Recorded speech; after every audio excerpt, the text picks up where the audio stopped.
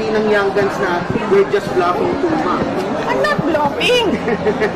Pangalan ko nakataya dito. Nandiyan kayo lahat nakikinig at nakita na nagsabi ako. I'm not bluffing. May ganito ng reso before si Congressman Colong pero wala pa lang isang. Diba? Oh. Diba? Ayaw nila magpa-drug test. Bakit kaya? So hanggang So- na lang, ma'am. So yan. Okay ako. Wala tayong problema dyan. I will do your neuropsychiatric exam. And mind you, hindi yan first time. Naka-neuropsychiatric exam na ako dati nung nag-apply ako as PAW lawyer. And naka-neuropsychiatric exam na ako in a court case.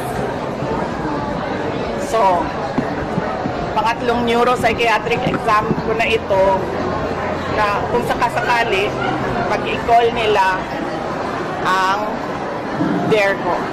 Drug test sa inyo, dalawang test. Sa akin. Yes. So, I'm stable, unhinged, unbecoming,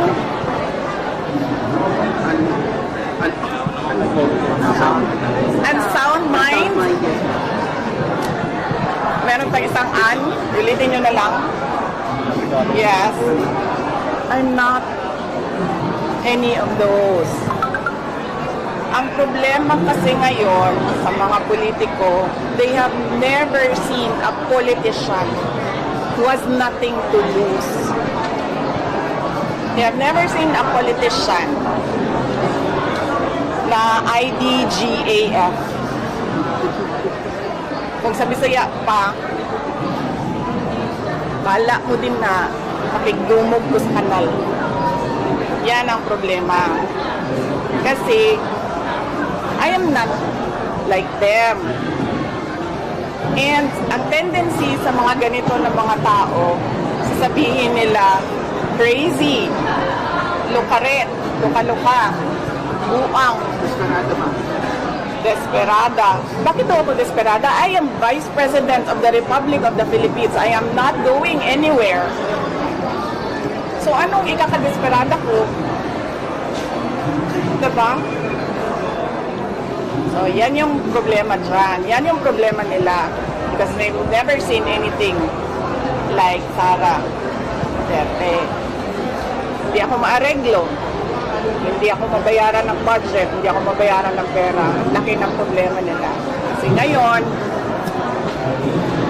ayaw ko na umahimik. Noon, walang nagsasalita kontra sa administrasyon. Ngayon, merong isang tao sasalita kontra sa... Wala ako sa akin. Sandali, saan ako? Doon sa... Tinatawag nilang buang. Tinatawag nilang luka-luka. They did that to MDS noon. Pero they cannot do it to me ngayon. Lahat ng psychiatric exam na gusto ninyo, let's go. Gusto nyo pa, televised ang exam, ang tests. So yung also challenging lang na doon yung televised ang test. Oh yeah. Dapat lang. Dapat nakalagay yan dun sa guide. Hindi pwedeng magsikreto-sikreto kayo dyan ng testing ninyo. Ha?